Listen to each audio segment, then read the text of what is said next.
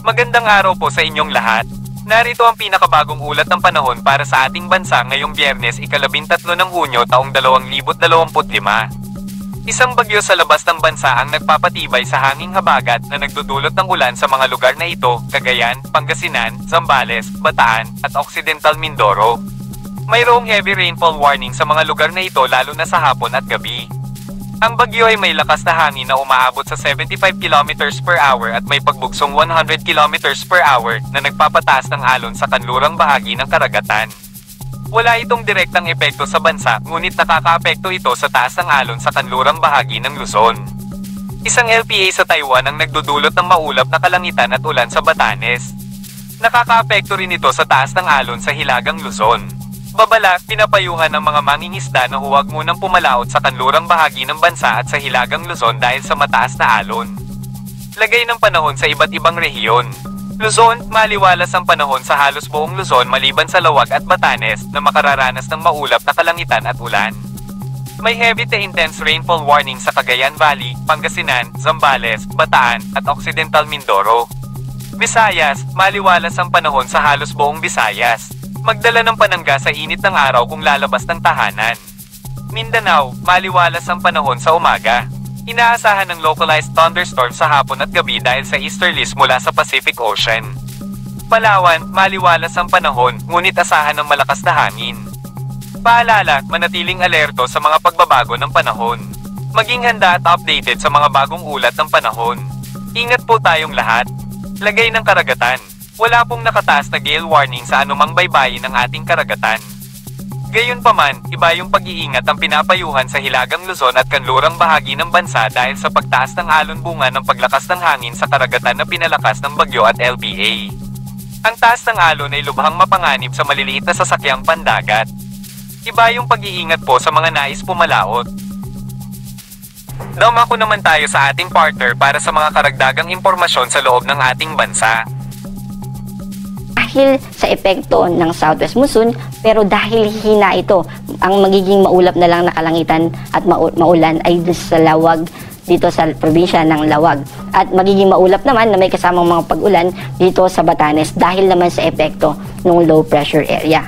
Sa natitirang bahagi ng Luzon ay magiging maaliwalas na ang ating kalangitan, magiging mas mainit at mas konti yung mga pag-ulan. Agwat ng temperatura dito sa Metro Manila ay 25 to 32, sa Baguio naman ay 17 to 24 at sa Legazpi ay 24 to 31.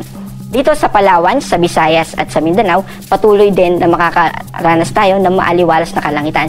Opo, mas konti yung mga pag-ulan at mas maliwalas at mas maalinsangan. Pero nandun pa rin yung tsansa ng mga localized thunderstorm. Ano po ba yung difference ng localized thunderstorm sa mga pag-ulan na dala ng habagat?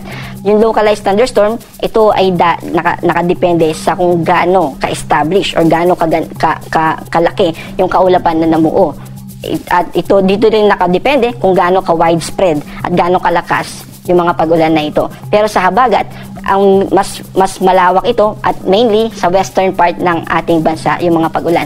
Mas matagal din yung ulan na dala ng habagat, mga 3 to 4 hours, pero dito sa mga localized thunderstorm, matagal na kapag umabot ng 2 hours. Itong mga localized thunderstorm, yung halimbawa ay nasa isang bayan tayo umuulan, pero paglagpas natin ay hindi na.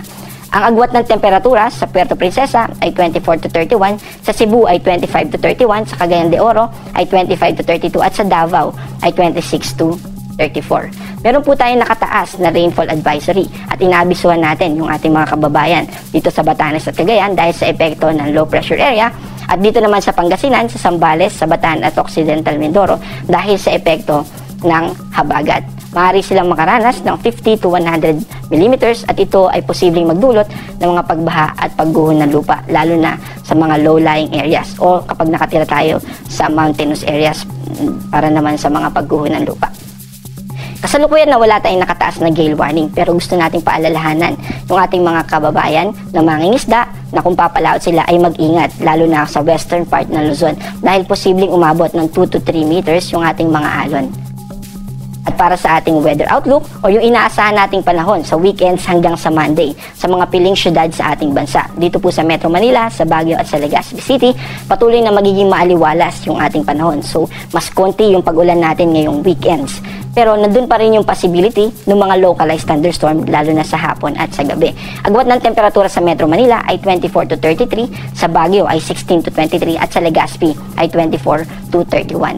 Dito naman sa Visayas, sa Metro Cebu, Iloilo City at Tacloban City, patuloy pa rin yung epekto ng easterlies. At easterlies kasi yung nagkokos kaya humihina sa ngayon yung southwesterly winds natin o yung hanging habagat. Kapag mas malakas yung easterlies, napipigilan niya yung hangin na galing sa southwest ng Pilipinas. At ito rin yung dahilan kaya mas kumukonti yung mga pag-ulan natin sa western part ng ating bansa. Ito rin yung tinatawag natin na associated sa monsoon break. Agwat ng temperatura dito sa Metro Cebu ay 24 to 32, sa Iloilo City naman ay 23 to 33 at sa Tacloban City ay 24 to 33. Dito sa Mindanao ay partly cloudy to cloudy skies pa rin ang ating inaasahan. Metro Davao, Cagayan de Oro at Zamboanga. Pero dahil tuloy-tuloy yung pag-ulan dito sa Zamboanga City, particularly dun sa mga lugar sa hindi lang sa Zamboanga City kundi sa buong Zamboanga Peninsula, dahil may mga pag-ulan dito ng mga nakaraang araw, ay posible pa rin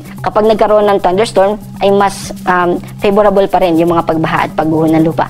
Kaya gusto natin paalalahanan yung ating mga kababayan na maging mapagbantay at mag-ingat.